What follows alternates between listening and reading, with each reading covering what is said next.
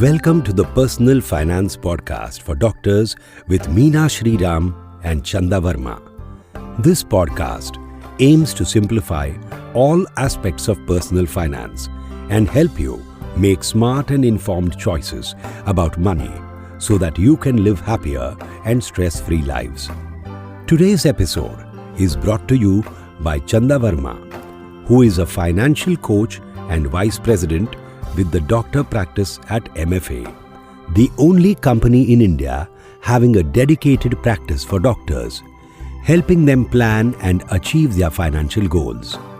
Established in 2005, MFA is recognized as the most trusted and respected firm in the industry and have built this reputation by always putting their clients' best interest above everything and taking care of their money the way they would do it for their parents or best friends.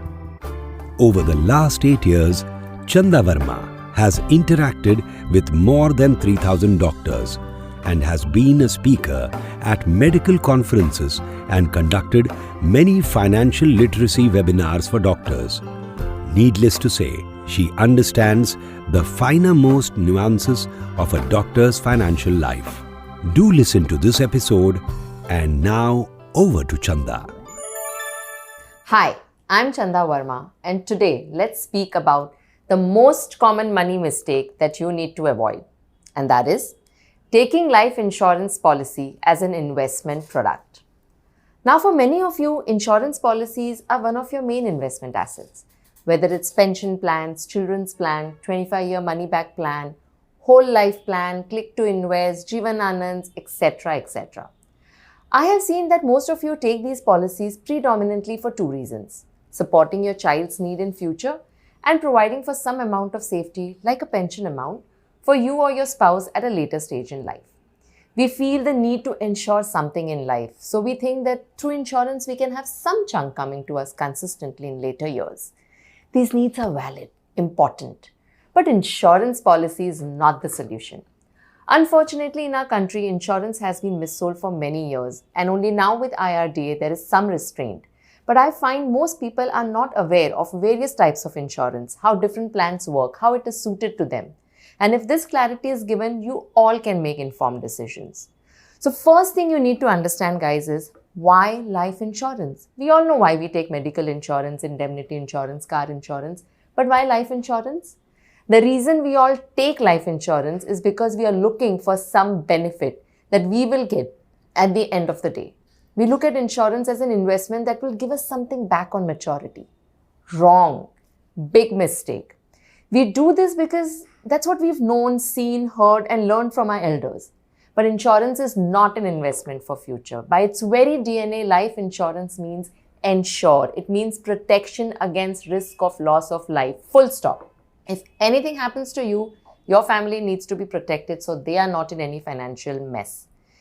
It is safety. So from today onwards, do not ever buy insurance as an investment product. Let me now tell you the 5 reasons why. 1. If we all check our policies, and most of us will see that we end up buying multiple endowment policy, pension policies, whole life cover, unit-linked policies of different amounts, because we are looking to get something at the end. The problem is these do not provide adequate life cover. I had a friend and he proudly had bought 2-3 insurance policies close to rupees 50 lakh as soon as he got a great promotion. But you know what? He had a home loan liability itself of 2 crores.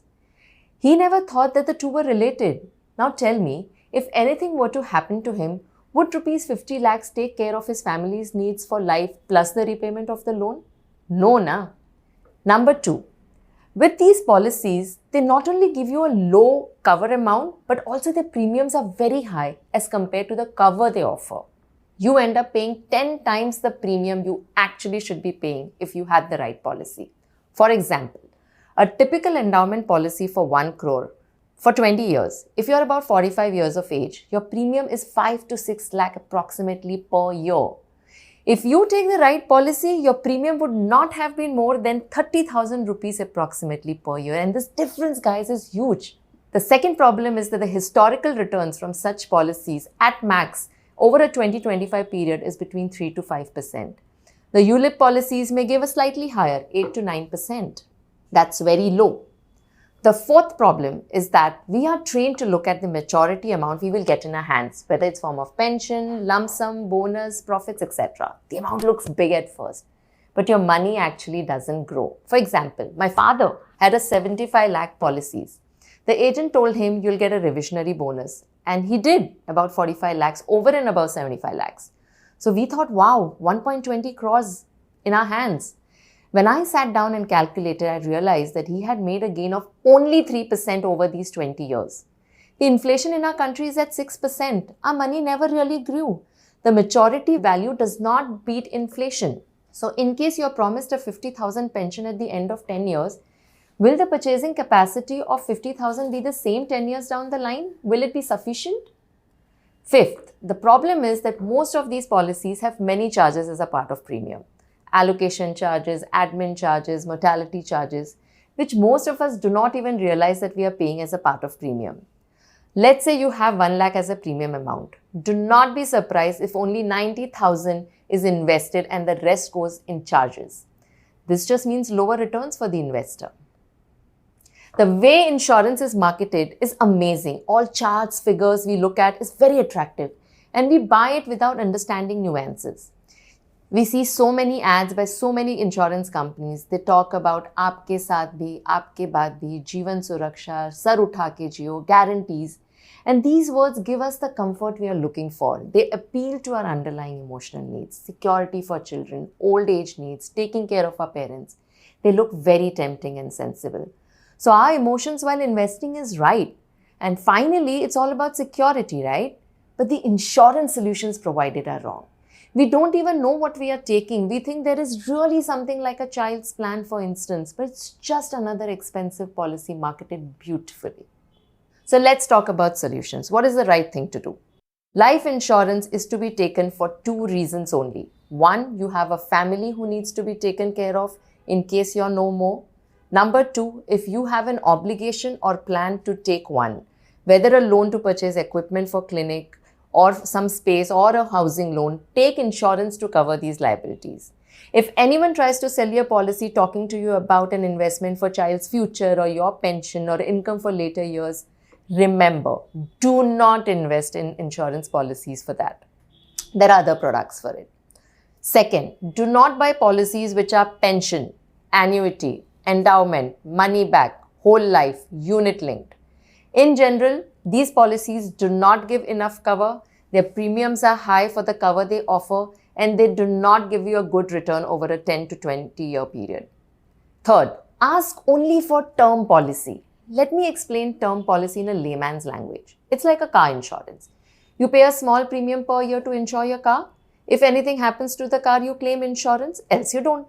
Do you expect a lump sum to be returned to you if nothing happens to your car? No, right? A term cover works in the same fashion. In case something happens to you, the entire amount goes to your spouse. If nothing happens to you, there is no money back, no lump sum amount at the end of the policy term. Because the premium amount itself is so low, it gives you a high life cover. It's a no-frills policy. It is the only policy that will give you the highest cover you need for a relatively low premium. If you take a term insurance cover for 1 crore, let's say at about 45 years of age, your premium would be around 25 to 30,000 per annum. But if you take an endowment policy, similarly, your premium would have been 5 to 6 lakhs per annum. The premium difference is huge. Let me tell you about this doctor family running a 100 crore worth hospital in Mumbai. He had invested in many policies, some 27 odd policies, and he had a cover of 3 crores. And he said, good now. He was paying a premium of 26 lakhs per year. And this was a doctor in his late 50s. He had more than 25 years of experience. He somehow obliged his agents, patients, and collected all these policies. Now, he had an outstanding loan of 10 crores for his hospital expansion. And I asked him, God forbid, if something happens to you, how will your family pay off this loan? They would have to sell some of their assets to pay up. Rupees 3 crore is not adequate. And he realized his mistake. His need was never calculated for him. He just looked at the policies as some sort of backup and more like investments. So finally, he took a term cover of 15 crore, 10 crore to cover the loan and 5 crore for his family needs. He stopped all the unnecessary policies. And do you know how much he saved in form of premium? He had to pay a premium of just 4 lakhs for 15 crore cover. Earlier, he was paying 26 lakhs for 3 crore. Saving of 20 lakhs. Fourth, another checkpoint. How much life insurance you need. Most of us, when we take insurance policy, we just pluck a figure out of the air, something that seems adequate. We rely on our insurance agents to propose and decide a policy and sum assured. It is not the right way to make the most important decision. Now, there are no thumb rules here. Everyone's needs are different, just like every patient is different. The only way of deciding this is by having a proper insurance plan calculator.